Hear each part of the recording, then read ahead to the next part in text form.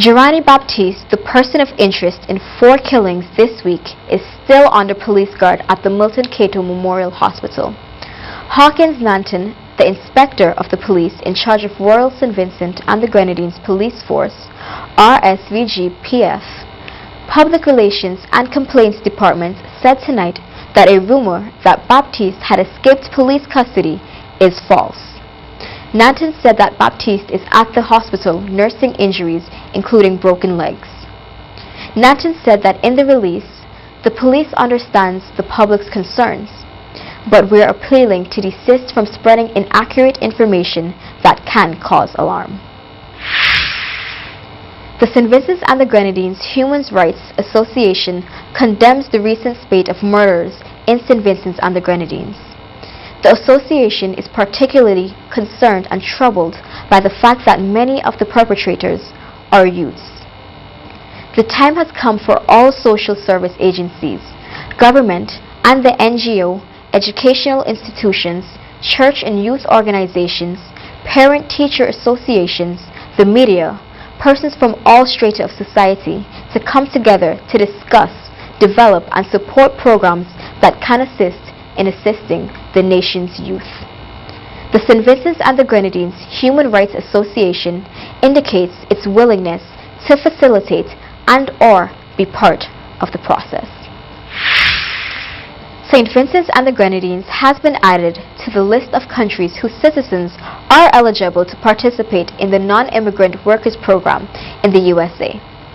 The U.S. Embassy says this designation is effective January 18th and will remain in effect for 1 year.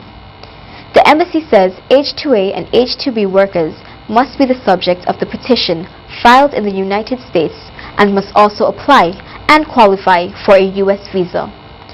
Additional information on the petition process can be accessed on the website www.uscis.gov or www.barbados.usembassy.gov. The family of the prominent Vincentian cardiologist who trained and works in the United States of America has founded an academic scholarship in his memory to mark his first anniversary of his death. According to his son Jeff Harry, Dr. Erling Harry, who was originally from Bayaboo, spent much of his time and resources giving back to St. Vincent. The Dr. Erling Harry Scholarship Fund, established in conjunction with the Mayo Clinic and the American College of Cardiology, is open to Vincentian-born students who are entering or currently enrolled at a college or university. 2 scholarships awards of US $8,000 will be awarded to the selected recipients. The St. Vincent and the Grenadines Public Service Union, PSU, has congratulated the government on the announcement made by Prime Minister Dr. Ralph Gonsalves in his Independence Address on October 27, 2016, to grant permanent status to 110 temporary officers in the public service effective January 2017. Prime Minister Dr. Ralph Gonsalves made the announcement. General Secretary of the PSU, Aubrey Bergen, in a letter dated November 8, 2016, to Prime Minister Dr. Ralph Gonsalves, expressed heartfelt gratitude to the Prime Minister and his government for their exemplary gesture. I want to appeal yet again to all public and private sector employees, managers and leaders, to lift our productivity and delivery of service. Although the bulk of our people are focused and disciplined at their workplaces, there is still a minority among us who are insufficiently productive. I urge them to do better in their own interests and that of the country as a whole. Everyone has to make a worthwhile contribution. I'm appealing yet again also to our domestic private sector to take full advantage of the economic and business opportunities which are available. I reiterate yet again that my government is ever ready to facilitate entrepreneurs, in establishing or expanding their businesses. My government has been doing this over the years for entrepreneurs in every economic sector, and we want to do even more.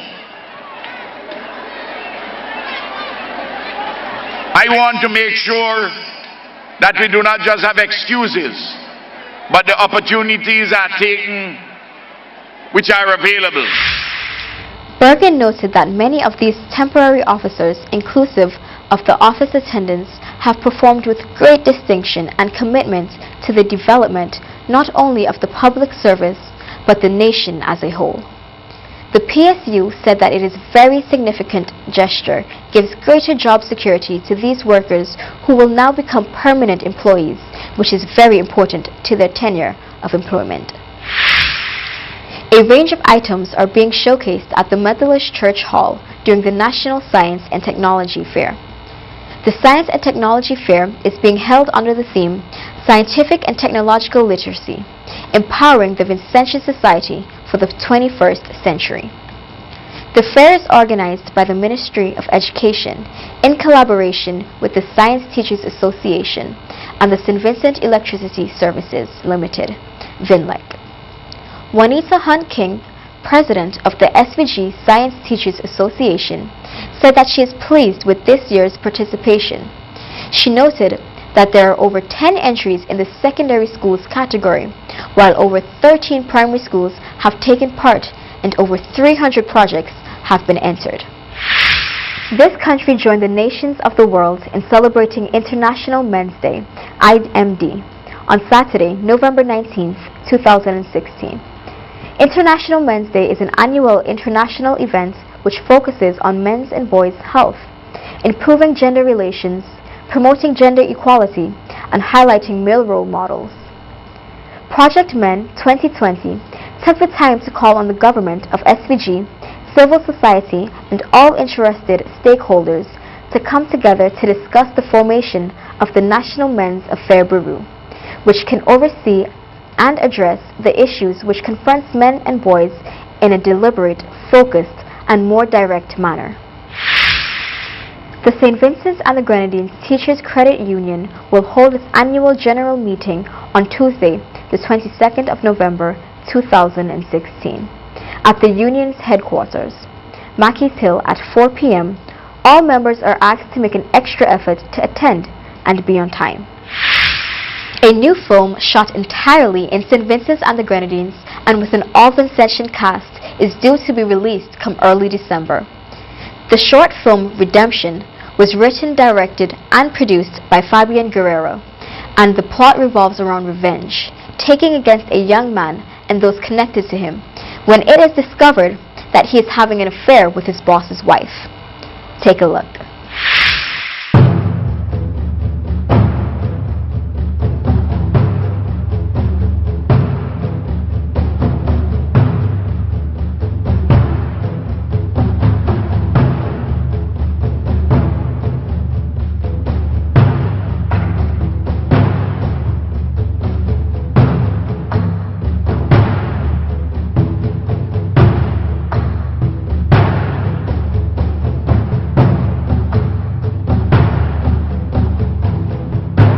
This is not about love. It has never been. Because it's about survival. Survival, Virgin.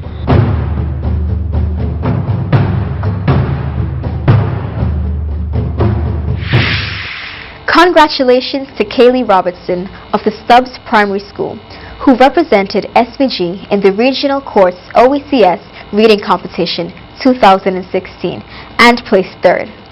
Kaylee won EC $2,000 and received a brand new laptop for participation, along with all other competitors.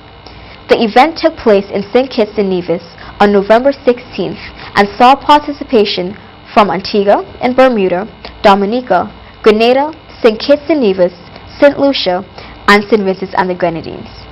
Keyshawn Alphonse from St. Lucia placed first, winning $5,000 for her school and for herself. And Justine Jarvis from Antigua placed second, winning $3,000. Next year's regional competition will take place in St. Lucia. Sir Frederick Nathaniel Ballantyne, GCMG Governor General, has approved a Domestic Violence Act to become law in St. Vincent and the Grenadines.